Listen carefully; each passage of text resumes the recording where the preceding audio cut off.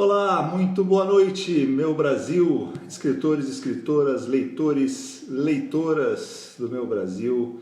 Estamos aqui começando mais um Liveratura, um projeto onde a gente entrevista escritores com suas histórias, com suas experiências.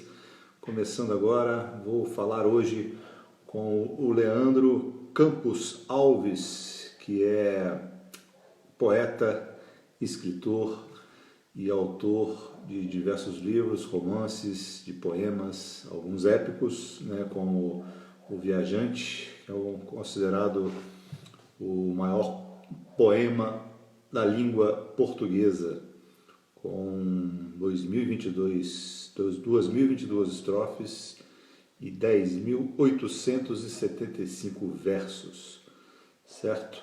Vamos lá. Olá, Felício, boa noite. Tudo bem? Leandro, vamos chamar aqui o Leandro para a gente começar a nossa live. Leandro chegando. Meu caro Leandro, tudo bem? Ô, meu querido, tudo bem? Estou perfeito. Estou perfeito. Você tá me ouvindo aí? Estou perfeito. Perfeitamente, meu caro. Perfeitamente. Olá, Maíra, tudo bom? Vamos deixar aqui as pessoas entrarem aqui um pouquinho. Hoje eu vou conversar aqui com o meu grande amigo Leandro Campos Alves, o Camões do Brasil, não é isso, Leandro? Ô, meu querido. Estamos a caminho, né? Tem muito a trilhar ainda. As pessoas estão entrando aqui, Felício, Maíra, Livros e Pitacos, tudo bom? Tudo jóia? Sejam bem-vindos à live. Bom, para quem não me conhece, meu nome é Odissaulo, eu sou escritor, tenho 27 livros publicados, sou um defensor da publicação independente e também, desde 2015, presto consultoria e serviço para autores independentes através da Casa do Escritor, onde mais de 70 autores e mais de 100 livros já vieram ao mundo, né, através desse projeto que é a Casa do Escritor. Quem quiser conhecer, casadoescritor.com.br. E hoje eu vou conversar aqui com meu amigo Leandro e vou pedir para ele se apresentar para vocês. Quem é Leandro Campos Alves? Meu querido, para quem não me conhece, eu sou Leandro Campos Alves, escritor por gostar, e tenho 10 livros publicados, 2 romances, e por graça e por uma bênção muito grande, eu tive a sorte de Deus iluminar e de ter a inspiração de construir O Viajante, um poema épico com 2.022 estrofes, 10.875 versos, que entrou para o livro dos recordes como o maior poema brasileiro, e no Guinness ele não foi considerado como o maior poema mundial, porque o Guinness não tem uma classificação para esse tipo de trabalho, né? Mas eu falo que eu sou um sonhador, aprendiz da literatura, aquele sujeito que sente, que chora, que ama, que um pai que erra, que acerta, e com isso a gente vai aprendendo, fazendo caminhos, fazendo amigos, e tentando deixar uma situação, uma história de vida legal aí, para os filhos, para os netos, para os amigos, ou menos para lembrar da gente, no futuro, né? Aquele lá eu conheço, foi meu tio, foi meu avô, né? E é por aí. E sempre agradecendo a Deus pelos caminhos. Você tem uma história de superação, né? De infância, né? Tenho, Saulo. Eu sou dislexo, e a dislexia é o seguinte, ela não é uma doença curável, ela é uma deficiência no cérebro que dificulta a gente entender as palavras. Palavra com o T de tato, T de tatu, o P de pato e o P de baleia, o Z de zebra, o C de cachorro, para mim tem o mesmo som. Inclusive, para transcrever para escrita, eu tenho essa dificuldade. Até eu falo, eu comento muito, eu não sei o que Deus quer de mim, para me pôr nesse caminho e dar essa situação, mostrar essa superação. Porque eu articulei na minha vida inteira formas para poder equilibrar essa situação. Para você ver, era tão bom, mas tão bom em português, que na minha época de estudante, o professor fazia assim, eu vou dar uma prova uma prova de ditado, a professor de português. Citava 10 palavras. Eu só não tirava menos um, porque ela tinha dó, porque até o título eu errava. Como é que eles põem um título com tanto T de jeito? Não tem jeito, Aí uma coisa assim, né? Eu brinco muito. Essa situação, e aí, até com o Word, que eu sempre falo aqui, eu comecei a escrever depois que veio o computador. Porque no início eu tentei escrever um romance na caneta, quando eu terminava, eu andava com meio caderno escrito, eu olhava para trás e eu não compreendia o que eu tinha escrito. Aí, com isso veio o Word. Eu falei, opa, beleza, agora eu acho que o meu sonho de escrever sai. Aí eu comecei a escrever, aí eu comecei a reparar. Vermelho, vermelho, vermelho, preto. Vermelho, vermelho, vermelho, preto. Eu falei, gente, mas na onde eu fui me meter? O vermelho é tudo errado. Em cada 10 palavras eu acerto uma. Aí eu comecei a pegar a manha, né? Falei, não, vamos, né? Nesse caminho aqui. Só que o Tanar Word é muito burrinho. Porque qual acontece? Eu tenho o problema, mas tem palavras. Igual a acreditar. Conforme o conceito da palavra, você pode estar falando em acreditar ou em bater em alguém. E o Word não consegue entender essa palavra no meio da frase. Aí eu tenho meu dicionário particular ao lado, que é a minha esposa, né? Aí eu pergunto para ela, fala assim, essa palavra, escreve com o quê?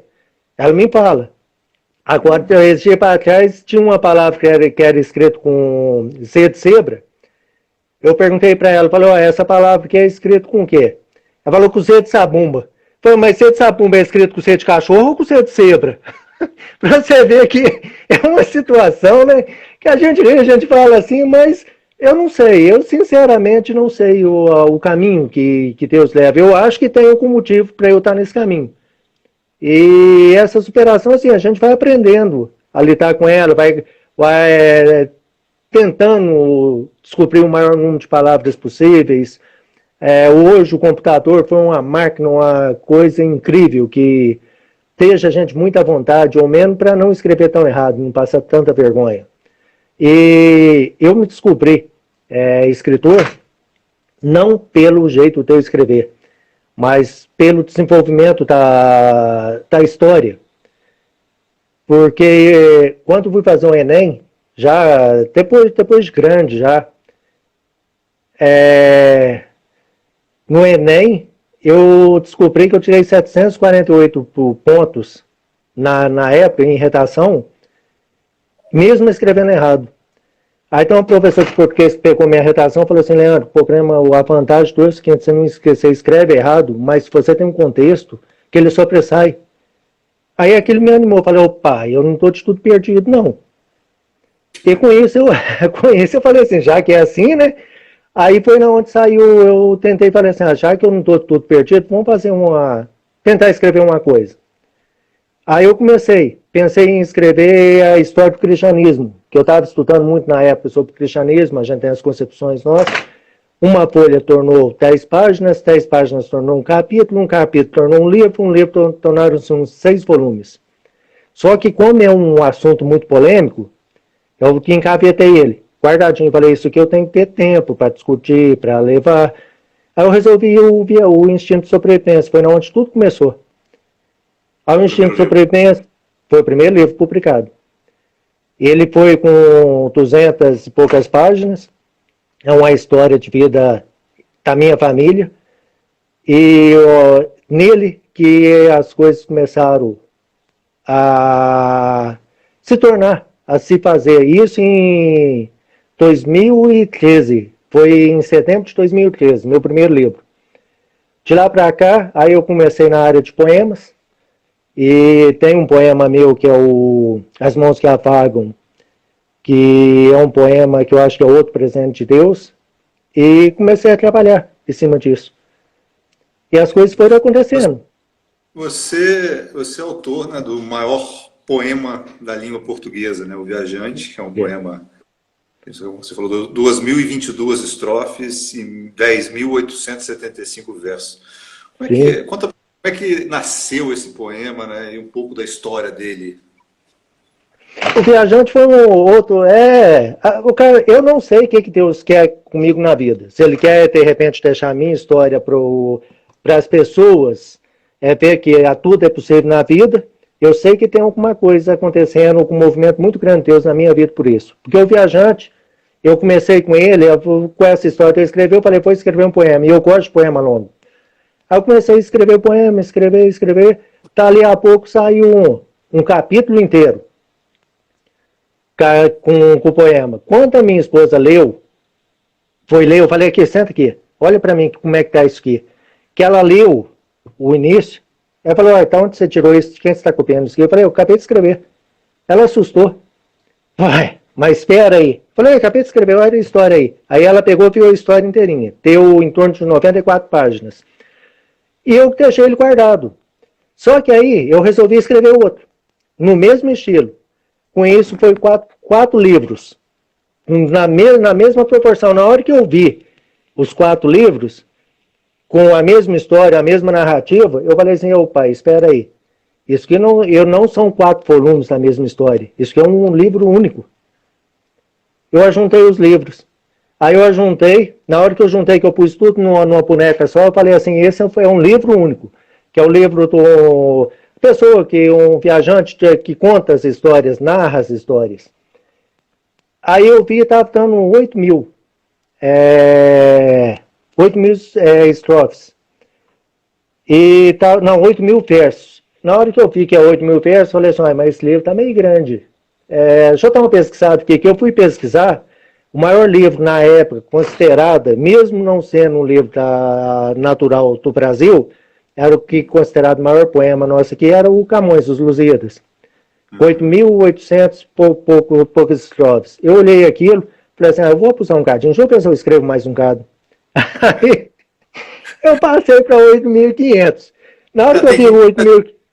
Já tem 500 anos, né? Já está na hora, né? Tá na hora, mas aí na hora que eu cheguei a 8.500, eu falei assim, mas eu vou passar vergonha, um livro desse teor, um livro dessa, né? Agora eu com 200 versos a mais, não vou fazer isso não. Aí eu continuei, aí tem os 10.875, e tinha muita história para frente. Mas eu falei, agora tá bom, porque já 2.000 versos a mais, porque a história do viajante não é para eu concorrer com questão de valor literário, não. Ele veio para unir, porque valor literário não tem um.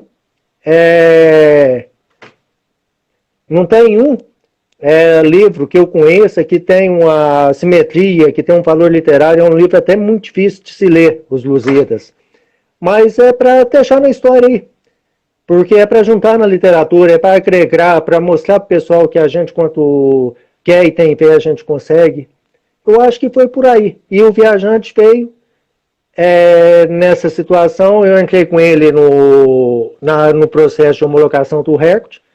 No início, houve um problema que eles estavam com medo.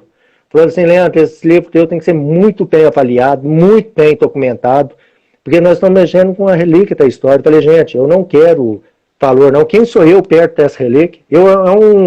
É um escritor que eu admiro demais. Eu gosto demais do que ele escreve, mas eu só quero meu cantinho. Só que tem estrofe, é um conteúdo legal. Não é um livro assim, é um livro que se dá prazer de ler. Eles avaliaram tudo. Quando foi no dia do escritor, 25 de julho de 2018, saiu a homologação do recorde. Que legal. E eu recebi, até no dia mesmo, fiquei pouco de ver, eu recebi uma coisa de TV aí, me ligaram para fazer uma entrevista comigo. Você sabe que aquela história da infância passa tudo na cabeça da gente. Os pulos que a gente sofria, as coisas, os problemas, aí veio aquela história, falei, gente, a minha nota de português era o seguinte, valia 50, eu tirava 50,5, era a conta de passar, e mesmo assim esse meio eu acho que o professor estava de dó.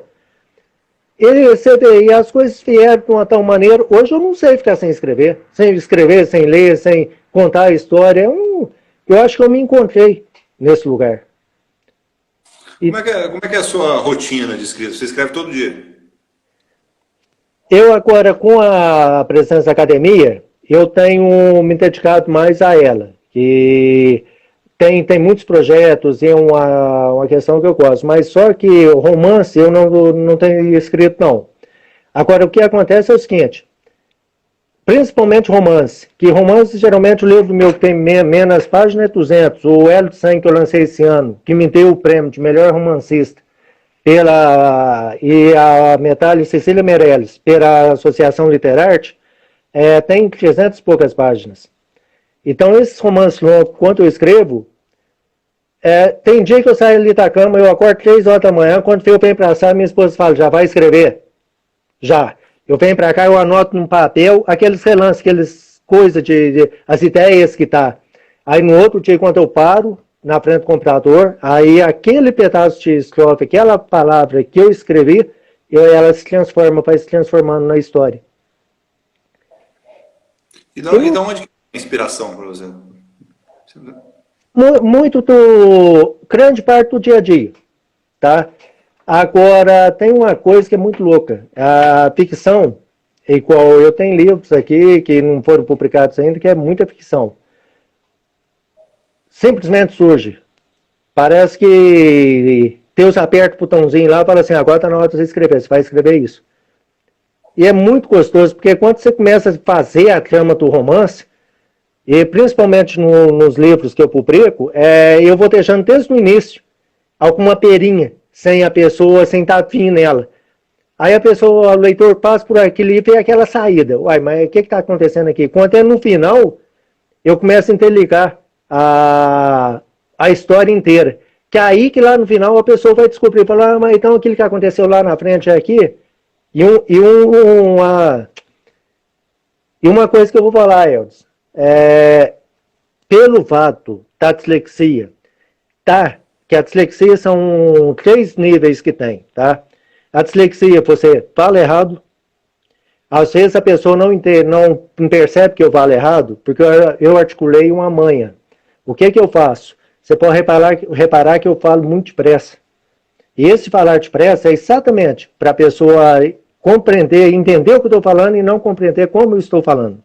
Ela vai prestar atenção no que eu estou falando e não vai ver meus erros. A pessoa escuta e escreve do jeito que fala, e a pessoa escreve errado e escuta certo. Esses são os 3 níveis. E tem uma certa deficiência de atenção. Porque eu sou o melhor guardador de segredo do mundo, cara. Você pode me falar assim, vou contar um segredo para você aqui. Eu virei as costas, já esqueci o que você contou. É uma coisa incrível. Então, o que acontece? Quando eu estou escrevendo o livro, o romance, eu fico com um caderno do lado. Aí eu vou anotando o nome dos personagens, a telha de intriga que eu quero fazer nele ali, para eu não me perder. Aí eu vou o livro inteirinho, sempre com um lembretinho ali do lado, os rascunhos. Que legal, mas cara. Muito bom. E com isso você mantém as ideias sempre por perto, né? Sim, sim. Por exemplo, vamos falar um pouquinho de cada livro. O Instinto de Sobrevivência, né, que foi o seu primeiro livro. Né? Sim. Você costuma planejar ele antes ou senta e escreve? Como é que funciona? Geralmente, eu sento e escrevo. Agora, o Instinto de Sobrevivência foi até mais fácil. Porque quando é ficção, a gente tem que tomar um certo cuidado, porque igual quando eu estou escrevendo um romance que é ficção, eu fico sem ler autor nenhum, para não ter interferência de outras leituras no que eu estou escrevendo. Então eu não escrevo e as coisas vão acontecendo. O Instinto de Sobrevivência em si tem muito a ver com a minha vida. Com a minha vida, com as passagens do dia a dia, do cotidiano. da minha família. Então foi um livro assim fácil de escrever. Só que eu me aprumei muito na história de vida da minha mãe. E no final, eu tinha que, até vou revelar uma coisa, que no final, quando comecei a dar as manhas, as tramas no livro, a minha mãe, ela vinha falecer no livro com mais de 90 anos, cercada de toda a família. Só que eu não ia conseguir fazer isso, fazendo uma situação dessa com mais de 90 anos com ela, e eu estando presente, vivo. Então, qual que foi minha artimanha? Eu falei assim, opa, eu não vou ter coragem disso. Eu peguei e me matei na história, bem antes. E, e aí, o fator de eu ter me matado na história foi um assalto no banco, que eu topei com outro ladrão que era dislexo, que achou que eu estava coçando a cara dele, foi não que surgiu minha morte. Mas esse... Essa é um novo caminho, né? O autor se mata na história. Sim. Eu falei que eu... A gente tem visto aí o autor lá do Guerra dos Tronos, Guerra dos Tronos, né? Que ele mata tudo quanto o autor agora se mata. Se mata. Não, eu até a minha tia, que faleceu uns 2 anos depois que eu lancei o livro, ela falou assim, Leandro, eu adorei teu livro, mas eu não gostei não, você matou você? Eu falei, não tem jeito, eu não teria coragem de ver minha mãe, mesmo com 90 anos, centenária, eu não teria coragem de ver o falecimento dela. Falei, então deixa eu matar eu de uma vez, que aí não tem perigo. Entendi. E depois veio o primeiro poema épico, né? O Lamento de José. Fala Sim. O Lamento de José foi onde tudo conseguiu. Tudo aconteceu, tá? Porque o Lamento de José, na realidade, ele é um dos livros que compõe O Viajante. Porque O Viajante ainda não terminou. Tem um segredo nele aí. Então, o que acontece? Quando eu fiz o Lamento de José, foi na onde eu descobri toda a história. Eu falei, isso aqui é uma coisa que vai longe. Então, é uma sequência de histórias narrado por uma pessoa. Então, ele foi assim, nele, esse Lamento de José foi que a minha esposa viu e falou assim, olha, eu não acredito que você fez isso, que ela leu inteirinho, ela deve ter lido o Lamento de José umas 2 vezes, a narrativa dele. E tá ali que eu percebi. Eu falei assim, opa, e eu já tinha livros escritos. Inclusive, sobre o Viajante, de repente tem mais histórias aí, porque o Viajante não terminou. Ele continuou viajando. Enquanto Deus não resolve fazer a verdade que eu fiz no instinto de sobrevivência, né? Vamos deixar o Viajante viajar aí, contar as histórias dele aí. E se surgir um outro Camões aí também, né? Quiser empatar, você já toma uma distância. Eu estou pensando seriamente, se Deus me dá inspiração, quem sabe vem aí o Viajante à saga. Mas aí é para uns 20 mil versos mais ou menos. Eu estou começando a ter essa posição, mas só que isso assim, é momento, inspiração, é o caminho que Deus me dá. Na hora que Deus falar assim, Leandro, vamos tocar para frente, pai, porque eu não sou muito sentar no computador e forçar as coisas não, eu faço por inspiração. Se tem inspiração, eu faço. Agora o contrário... Você segue as métricas, alguma coisa? Não, escreve sem... Não, a métrica geralmente eu sigo no soneto, né, que o soneto tem uma expressão inteira para fazer, e nas trovas, porque eu sou delegado da União Brasileira de Trovadores aqui de Caxambu. Só que, se eu não me engano, foi Zé de Alencar que falou que todo poeta... todo trovista é um poeta, mas nem todo poeta é um trovista. E realmente eu tenho parabenizar ele pela fala dele naquele tempo lá atrás, aquele tempo antigo. Por quê? Realmente fazer uma trova tem a união de palavras, você tem uma métrica toda para seguir. Eu tiro o chapéu para quem tem a trova assim de pegou, sentou, faz a trova. É igual escrever um romance para mim é mais fácil, escrever um poema épico é mais fácil. Agora uma trova em quatro versos, você concluir ela seguindo a simetria, eu tenho que tirar o chapéu para muitos trovadores aí. é admirável. Realmente. Depois veio Metáforas da Vida, foi isso? Foi, eu vou te falar um negócio, não compra esse livro não, porque nem eu comprava, viu? Você sabe aquele livro que você faz na empolgação, você fala assim, opa, lancei esse, vamos lançar esse outro? Eu fui na empolgação, tem livro, tem poema ali, muito bom, viu? Não vou falar não, mas como eu estava naquela, não, pô, o pessoal lança um livro por ano e eu tinha muito trabalho, tenho até hoje trabalho guardado, é um livro que eu já pensei até tirar ele do mercado. Eu só não fiz isso porque eu acho que isso é uma história de vida. É uma história de amadurecimento, é uma história assim que a pessoa vai olhar e falar, não, tá do início para cá, houve esse amadurecimento, houve essa mudança. Porque nem sempre, às vezes a gente fala assim, hoje, a minha crítica que eu tenho, que a gente vai aprendendo, vai convivendo, tem trabalhos que eu publiquei lá atrás, que se fosse para mexer, olhar eles hoje, publicar eles hoje, eu mexeria neles, na estrutura. Só que tem trabalhos excelentes, mas aqui a questão é uma história de vida que está ali. Eu não posso ter vergonha do que eu fiz, eu não posso ter vergonha de ter escrito errado lá na época de escola.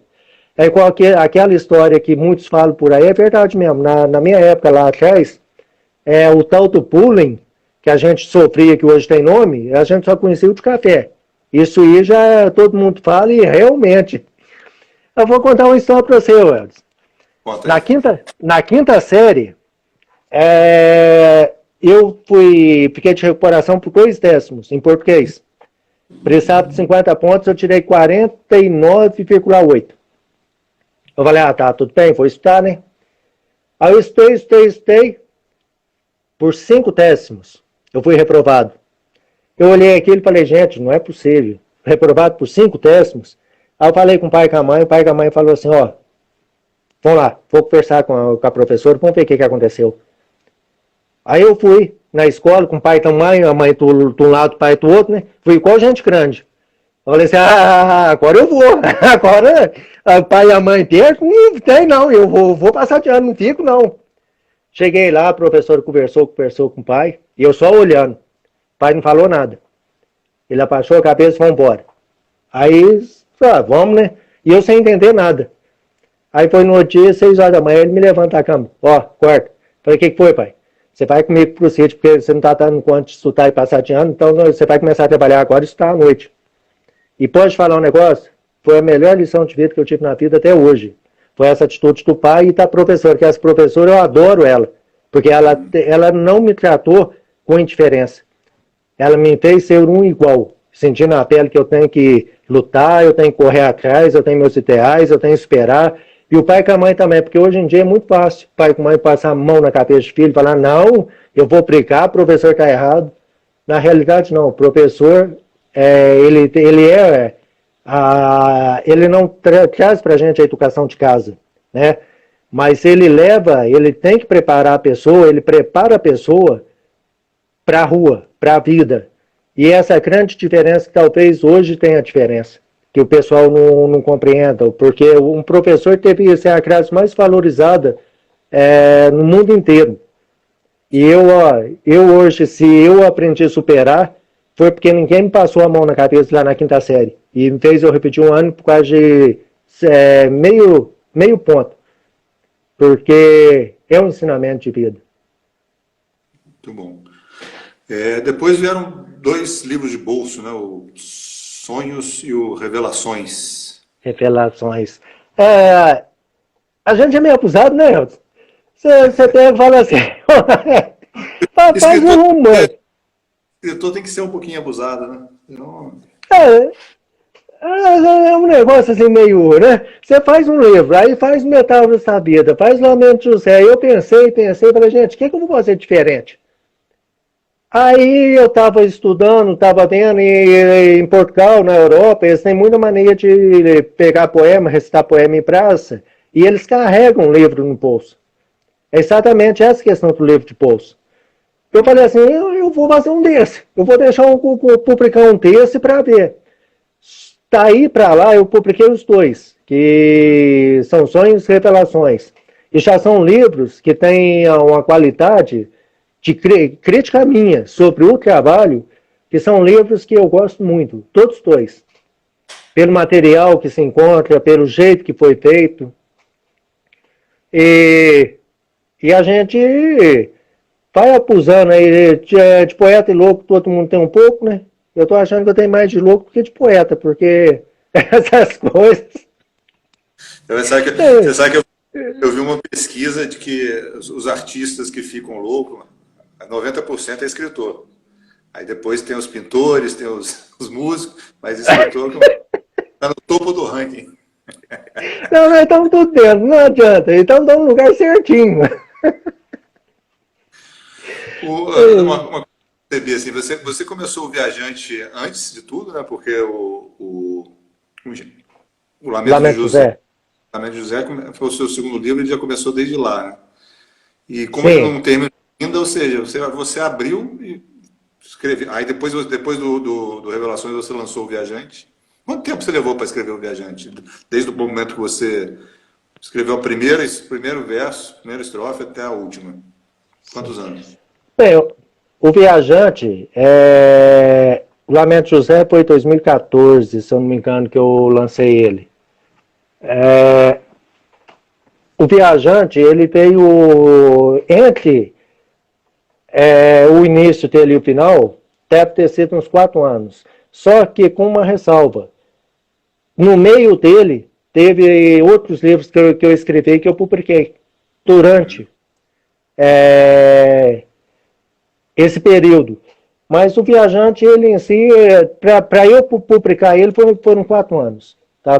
Porque foi 2014, 2018 que saiu o recorde, então eu publiquei ele, foi mais ou menos 2018 mesmo, no início 2017, então foram 4 anos até a publicação dele. 4 anos, muito bom. E aí depois dele veio Lembranças, também poemas e crônicas, certo? Sim, sim. Aí o Lembranças já voltou para um livro maior, né? Ele já voltou ao formato normal, o formato padrão. Foi a história. Eu comecei, nesse período, eu andei participando muito de concursos. E os concursos que eu participei, a maior parte são de academias. E nesses concursos eu comecei assim, a reparar que no Brasil inteiro, os trabalhos estavam entre os 10 finalistas. Aí eu comecei a perceber isso, falei assim, mas espera aí, eu tenho um material aí muito grande que está sendo avaliado por academias, e são várias, Academia Teófilo Otoni, Academia, tem outros concursos, eu até esqueci o nome da outra academia, são várias academias que tem, a Alpas, no Santa Cruz, eu já tive 6 trabalhos premiados lá. Aí, esse Lembrança, eu falei assim, eu vou pegar um pouco desses trabalhos e vou publicar no poema Lembranças. E foi então onde surgiu ele. Eu juntei um pouco desse material, mas não todo. E saiu esse livro de poema em crônicas. E o primeiro romance mesmo foi o Elo de Sangue? Foi. O Elo de Sangue foi interessante, né? O Elo de Sangue eu fiz ele, eu tinha ele encavetado há uns 3 anos. O Elo de Sangue eu fiz logo em seguida o Viajante. Só que o que acontecia? Eu falei assim, gente, esse romance, ele é tão gostoso de ler, que aquela história, eu vou guardar ele para quando ficar mais conhecido, publicar. Só que eu sou um cara que, falar a verdade, eu vivo em função da realização pessoal. Eu não vivo em função do dinheiro. Então, no início, eu pensava assim, eu vou publicar ele quando tiver mais nome, para eu poder vender. Aí, guardei ele. Esse ano veio a pandemia. Você sabe qual que foi a primeira coisa que eu fiz? Publiquei ele, liberei o e-book para todo mundo ler. Agora, você vê como é que eu procuro por dinheiro? Só que eu liberei o e-book, o pessoal leu, começou a sair o Elo de Sangue, tem as críticas positivas, as negativas, se vier, também faz parte do meu mundo. Mas foi tão gostoso que logo em seguida eu mandei ele para avaliação na Associação Literarte, foi na onde me deu o prêmio Cecília Meirelles como melhor romancista do ano, 2020. E esse ele é um livro que as pessoas que leram falam que deixa realmente com vontade de saber o final, que eles não param. O pessoal que conhece o livro. E foi um presente de Deus. Qual que é a premissa da história? A premissa é realmente familiar, muita intriga familiar, que começa começa com encontros, desencontros, luta para poder superar a vida, ajuda, investigação policial, que ele é muito investigativo, o final do livro. Tem muita, eu tive que estudar como que se faz o teste DNA, porque eu não ia pôr no livro uma informação que não fosse verídica, que fosse inventada. E no livro tem um desdobramento que usa-se. É muito essa questão investigativa. Então, quando eu entrei nessa parte investigativa, eu tive que estudar como que é o processo de investigação do DNA, paternidade, para poder trabalhar com ele. E saiu nele. E a surpresa, falar a verdade para vocês, se eu começar a falar ele aqui, eu conto a história dele inteira. Tá travando a língua para não falar. Com spoiler e tudo. Falar a verdade, eu não aguento, cara. Porque quando a história é gostosa, você vai indo, você vê que eu falo pouco, né? Você não aguenta ficar quieto, não. Você fala mesmo, mas você conta o segredo do livro inteiro. Eu não vou contar, não. Vou deixar o pessoal descobrir. Deixa as pessoas lerem. Todos esses livros teus você publicou de maneira independente? Teve editora? Como é que foi? Não, os livros meus são todos publicados com autopublicação. No início eu comecei a ter uma editora para publicar, e a editora, que você que é da parte editorial, você sabe, eles pedem para ver, faz o trabalho. Inclusive o Hélio de Sangue, ele foi para a editora lá no Cruz Alta, para fazer a leitura crítica. Quando eles pegaram o livro, eles ficaram apaixonados no livro. Falou, não, tem que publicar, teu livro é altamente comercial, tem que publicar. Aí eu falei assim, vamos ver a proposta, né? Para publicar. Aí a proposta ficava meio pesada. E para você ver, eu tenho 10 livros publicados. Inclusive, você deve falar mais para frente aí das antologias. Eu não vou nem adiantar, não. Agora, para você publicar 10 livros, você calcula em torno de 8 mil por cada livro, são 80 mil. E eu não tinha e não tenho condição assim para publicar um livro. Você gastar 8 mil sem saber o retorno, né? É complicado. Aí eu parti para outra publicação. Eu falei assim, primeiro eu vou aprender, eu vou ver a crítica, vou ver para onde que isso vai me levar, para depois a gente poder analisar. Eu falei assim, vai numa editora grande, não vai. E nisso está se tocando. E tanto é que eu tenho um cuidado danado que a diagramação, eu aprendi a fazer a diagramação e as capas dos meus livros foram todas eu que fiz. Que trabalhei nelas, tirando a antologia Liberdade dos Poetas, que foi o segundo volume, que foi meu primo que desenhou, que é artista prático, que desenhou a capa e nos deu a capa. O resto foi tudo eu que fiz as capas dos livros. O Viajante tem quantas páginas mesmo? Oi, cortou? O Viajante tem quantas páginas? 420 páginas. 420 páginas. Nesse formato... A criança. Ele era no formato o livro dele é formato de 21 por 14,9, né? Que é o formato padrão dele, né? Que é papel A5. A5, né? Entendi. Tá mais ou menos isso mesmo, 21 por 14,9. Leandro, o que mais vem por aí? Conta pra gente. Olha, eu tenho 2, que aí que eu vou falar para vocês, só que esses 2, quando eu resolver lançar eles, eu acho que eu vou até afastar das instituições um caso que eu trabalho, que eu represento. Porque eles são Jorge Amado, tá? São livros puramente Jorge Amado. E você sabe que os livros de Jorge Amado, eles têm um teor erótico muito grande. Então, seria o Diário de Sarah Elliott e o Diário de Samantha Kelly, que tem muito história picante, porque eu trato muito da questão de ninfomaníaco por sexo nesses dois livros. Só que um com apoio da família e outro sem apoio, e os dois com finais diferentes. Então, quartado. Eu tenho um livro que eu fiz, conforme diz o Helder, perdão, o Helder não, o André, tem um livro a 4 mãos, que é o Cupêncio. Esse é romance, tá? Meu filho começou a escrever ele, falou, pai, eu quero escrever. Falei, não, escreve, filho, vamos lá. E ele começou, fez a história, e eu ajudei ele, falei assim, não, vamos continuar, vamos deixar ele maior, porque ele está meio curto. Metropolitano, tem mais uns 2 de poema, e tem um caso do... Estou tendo um problema de conexão aí, acho. Tá.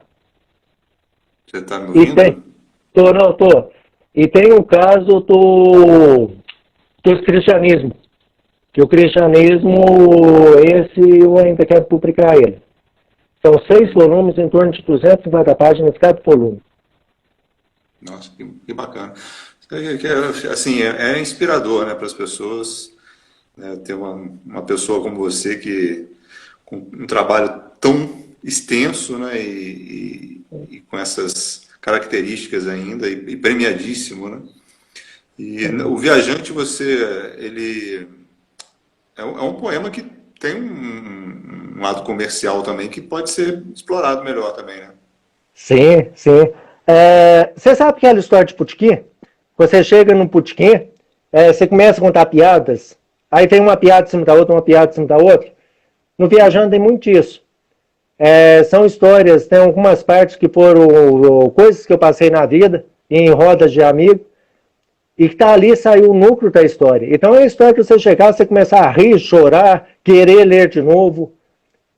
Tem um foco comercial, porque não é um poema assim que você fala com um sentimento, num poema inteiro e focado só naquela história. Dentro do Viajante, você tem várias histórias. Sai de uma, vai no outro, sai de uma, vai no outro, e tem um interlocutor, que seria o viajante, que ele faz a interlocução, faz passar de um para o outro a história. E ele é muito gostoso de se ler. E lê rápido, viu? Não é um livro demorado de se ler, não.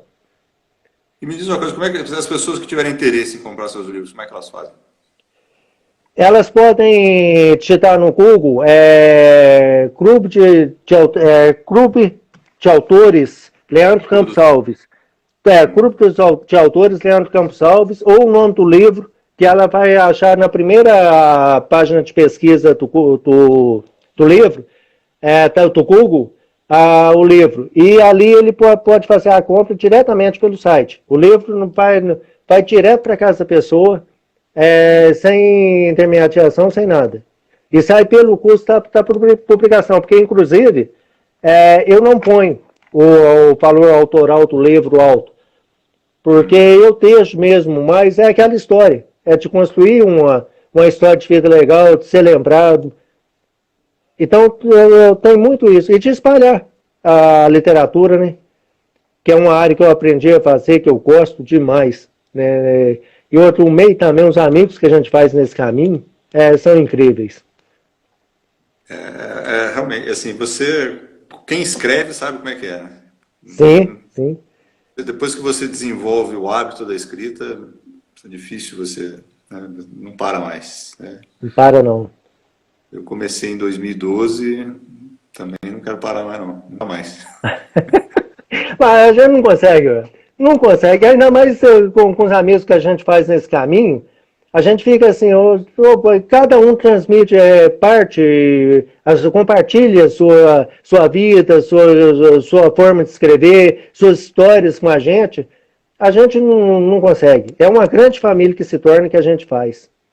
Eu falo que, assim, a gente pega a história do homem, né, antes da escrita e depois da escrita, né, a própria história, né, antes é pré-história, antes da invenção da escrita é chamado pré-história, né, depois é história. E se você pega a evolução humana na época da pré-história, ela foi muito lenta, né, e depois que essa centelha iluminou aqui a nossa glândula pineal e a gente passou a escrever, a gente passou a compartilhar conhecimento, compartilhar histórias, né? A gente não precisou ficar reinventando a roda toda hora, né? Sim. Escreveu um livro sobre a roda e todo mundo faz no mundo inteiro. E a evolução, né? Você pega a evolução humana depois da escrita nesses últimos 10 mil anos, e principalmente depois que Gutenberg inventou a prensa, né?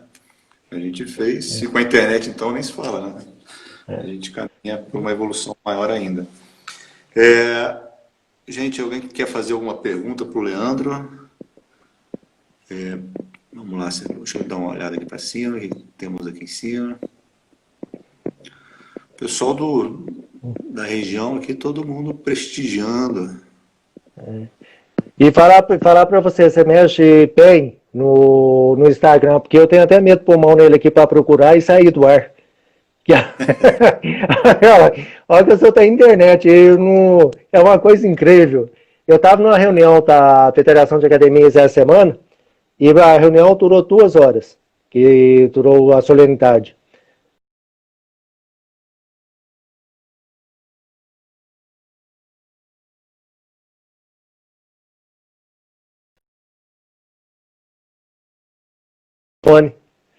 E você fala assim, mas como que pode? Na hora, né?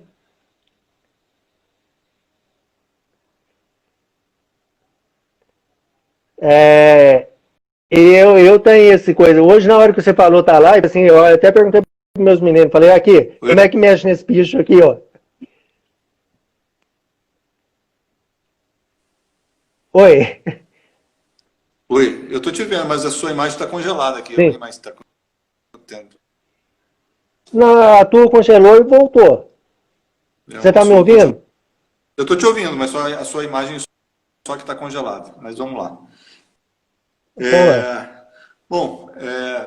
Agradecer imensamente pela sua disponibilidade, pelo seu tempo, né, pelas histórias que você contou aqui, e pela sua obra, principalmente, né, porque você vê que é um trabalho minucioso, né, que você tem feito com carinho, e com certeza, cara, seu objetivo aí de propagar isso, deixar um legado, né, através da escrita, ele não só vai se realizar, como ele já se realizou, tá? Então, muito obrigado pela sua escrita, principalmente, muito obrigado por você escrever.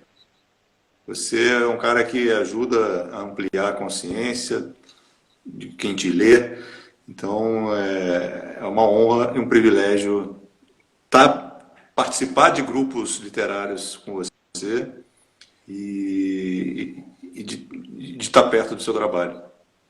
A honra é toda minha, Elton. A honra, o carinho. Até eu vi aqui o Coimbra fazendo uma pergunta, se me atrapalhou, se alguma vez o meu problema me atrapalhou no serviço, no emprego, né? Então eu vou... Profissional. Eu vou te falar. Oi? Acho só a pergunta dele, profissionalmente a dislexia o atrapalhou em algum momento? Ele perguntou se trabalhou no serviço, né? Eu trabalhava na empresa que eu estou hoje, eu trabalhava na área administrativa. E antes do computador, tinha muito papel. Todo documento da empresa era no papel. E eu mandava o papel, os bilhetes, os documentos, todo escrito, e eu não concordava com aquilo. Falei, gente, quem está pegando esse documento do outro lado deve estar rindo de mim um tanto, porque dicionário é relaxado. Como é que vai procurar dicionário na hora para escrever rápido as coisas? Aí eu comecei a ficar incomodado com aquilo. Eu falei assim, eu não vou deixar o povo passando raiva que eu escrevo, não. Eu cheguei no gerente, na época, no meu chefe, falei assim, gente, pelo amor de Deus, me arruma uma picareta, me arruma uma alavanca aí, mentira dessa área administrativa, que eu não quero ficar aqui mais. E eu saí por isso. Eu saí da área administrativa, fui para a área operacional da empresa, mas só que antes disso tudo vinha descobrir, né? Antes de descobrir o Word, antes do computador, porque o computador é uma coisa muito nova, que evoluiu muito depressa para a gente, e a gente pegou essa evolução. Pegou a época da caneta e a época do computador. Então, ele foi a minha posição ali. E geralmente, o meu dicionário É a esposa que fica do lado, que de vez em quando eu cutuco ela, né? Ela tá fazendo as coisas, ela, não, vem cá, corre aqui, me acorde aqui. Aí tem outro segredo, os livros é o seguinte, quando eu faço um livro, eu não quero que as pessoas leiam o livro da forma que eu escrevo, com os erros. Então, geralmente, tem um profissional que faz correção para mim ortográfica do livro. Porque é muito chato você pegar, você não é porque você escreve errado que você vai entregar um livro para as pessoas de uma forma de qualquer jeito. Isso é vergonhoso. Fundamental a revisão. Então tem essa revisão. Só que tem um negócio. Texto do primeiro livro. Todos os livros meus existem palavras que a gente deixa passar o defeito da dislexia. Porque você vai encontrar erro no meu livro. Erro de dislexia. Não é erro de concordância, essas coisas não. Dislexia. Por quê? Para que o leitor perceba como que é a visão de um dislexo. Então tem essa questão.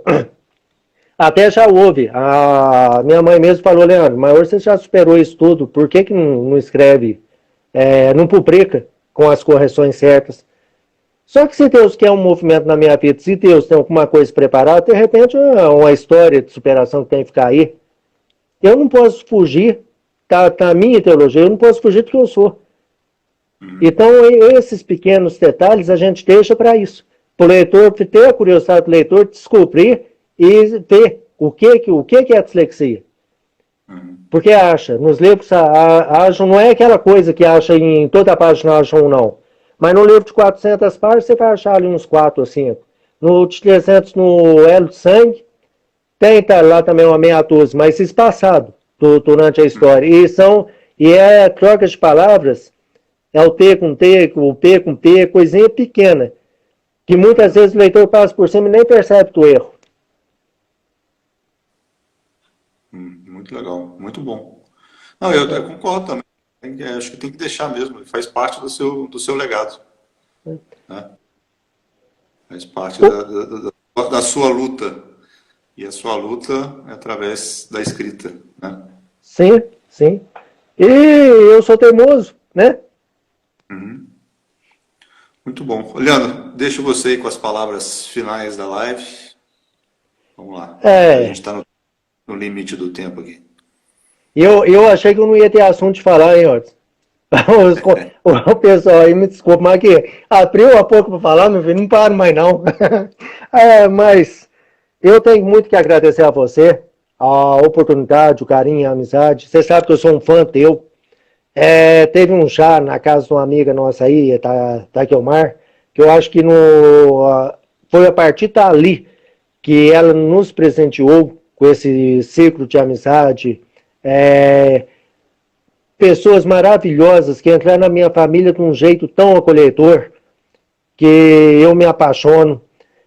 Tem as pessoas da minha família, meus amigos, tanto de Caxambu como de Liberdade, que é a minha terra natal, que me acompanham, né, nesse caminho aí, e eu só tenho que agradecer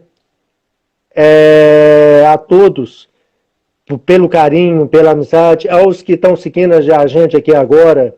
Eu queria muito agradecer por aguentar me ouvir falar durante quase uma hora. E é uma live que você, de repente, acha que não tem assunto. Quanto vezes a gente faz 2 horas.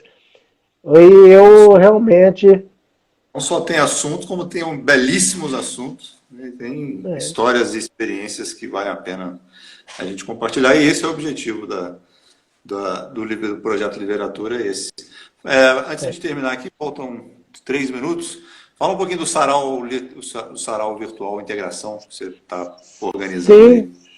O Sarau Integração, como nós temos esse ciclo de amizade, Fonte das Letras São Lourenço, Prosa e Verso Tantu, a Casa do Escritor, aí de vocês, aí eu pensei numa sexta-feira, falei, eu quero reunir esse pessoal, vamos fazer um sarau nessa época de pandemia.